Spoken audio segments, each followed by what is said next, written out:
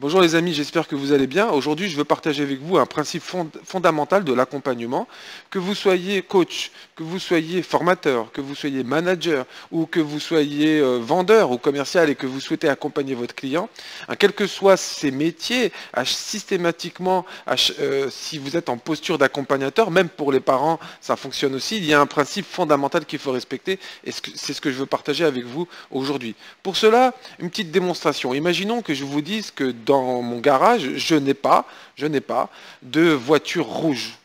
Qu'est-ce que vous venez de percevoir? Vous venez de percevoir une voiture rouge. Pourtant, je vous ai dit que je n'en avais pas. Je vous ai dit, je n'ai pas de voiture rouge. Et pourtant, vous avez visualisé la voiture rouge. C'est normal, le cerveau, pour comprendre la phrase, va visualiser, imaginer tous les éléments qui constituent cette phrase. Par exemple, dans mon garage, donc il imagine un garage, je n'ai pas, ah tu n'as pas quoi? Je n'ai pas de voiture rouge. Et là, le cerveau va imaginer une voiture rouge pour comprendre que c'est ça que tu n'as pas dans le garage. Donc, ça veut dire quoi? Ça veut dire que le cerveau ne comprend pas la négation. Quand vous dites à quelqu'un « je n'ai pas de voiture rouge dans le garage », eh bien, il visualise une voiture rouge. Donc, le cerveau ne comprend pas la négation. Il ne peut pas imaginer le vide.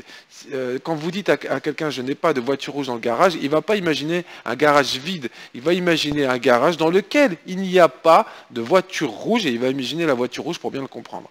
Donc, par exemple, si vous êtes parent, ça revient toujours à la même chose que de dire à votre enfant, par exemple, arrête de courir. Si vous dites à votre enfant arrête de courir, eh bien vous allez remarquer qu'il va courir de plus en plus. Donc être positif quand on est accompagnateur, c'est transformer un langage négatif en langage positif. Et donc au lieu de dire à votre enfant arrête de courir, eh bien, il faut lui dire tout simplement marche ou marche doucement. Soit le cerveau reçoit l'information à courir, et donc inconsciemment il va se mettre à courir, ou alors il reçoit l'information marche, et marche doucement.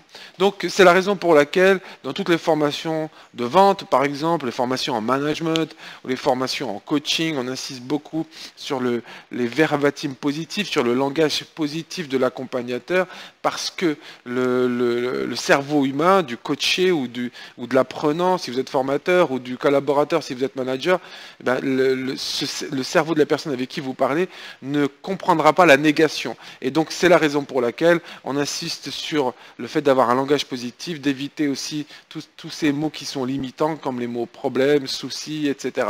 Donc voilà, je voulais insister avec vous aujourd'hui là-dessus, sur l'importance d'avoir un langage positif lorsqu'on est accompagnateur.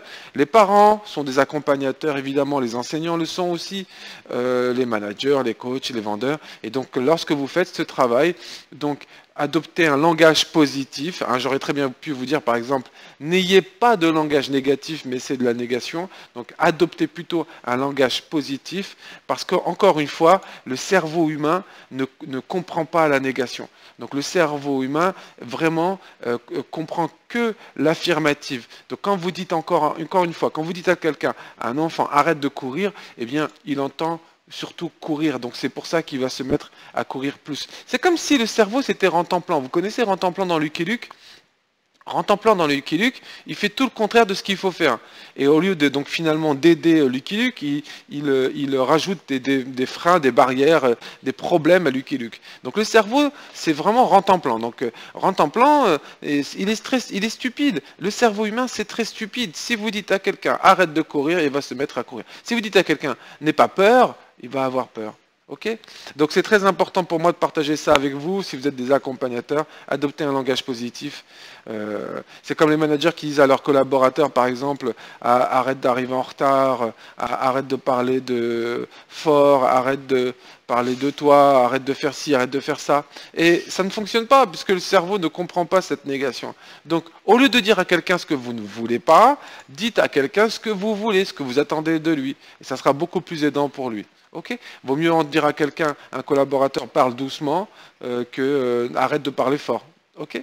Allez, je vous retrouve bientôt pour une nouvelle vidéo avec des nouveaux partages. Bye bye.